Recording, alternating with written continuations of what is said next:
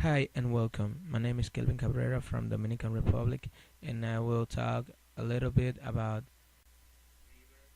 algorithmic and convolution river and the difference between each other.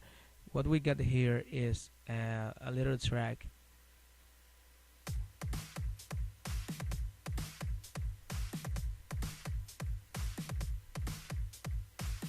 With this, we can demonstrate the use of the reverb, convolution, or algorithmic. We will start with the algorithmic reverb. Remember that reverb permits you to create a sense of space. What we got here is a diagram of the with the size and the shape of the room where we record the instrument. This is the dry of the reverb, and this is the wet of the reverb. If we apply it to the music, we can see that the dry is the original sound of the instrument without reverb.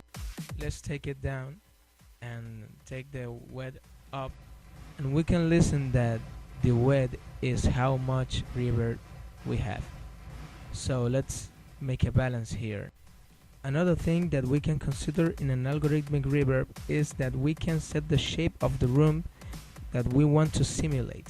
So we got here different shapes of rooms, and also we have a pan knob that permits you to set it to the left or the right. The difference between algorithmic and convolution reverb is that algorithmic reverb doesn't feel like if you record the instrument in real time in that space. But here we have the option to set your reverb as well as we can hear it. So let's see the convolution reverb. Convolution reverb is a reverb that has a lot of presets. This is better for simulate that you record in that space, but it has the same principles that algorithmic reverb. We have a wet knob, a dry knob, and an EQ. So let's apply it to my pattern. I want it very wet,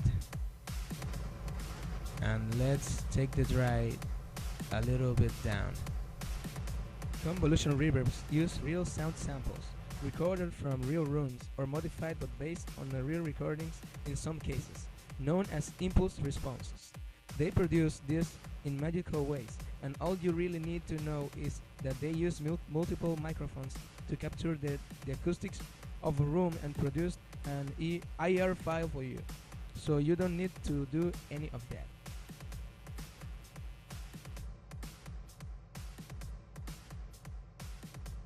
Reverb. This is your standard reverb plugin. They really get the job done, but don't sound amazing. This is because a basic reverb is pretty easy to create, but very hard to master. Algorithmic reverbs generate your reverb sound strictly based on your parameters to set in the DAW. They try to, but let's try both of them. This is our dry signal, so we will apply the reverb. Algorithmic reverb tend to sound fake, especially when isolated in a solo instrument case.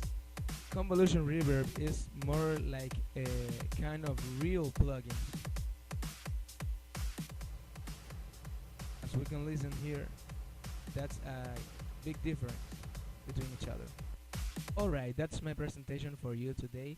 I hope you like it. I think I cover the essential of the assignment. See you in the next. Bye bye.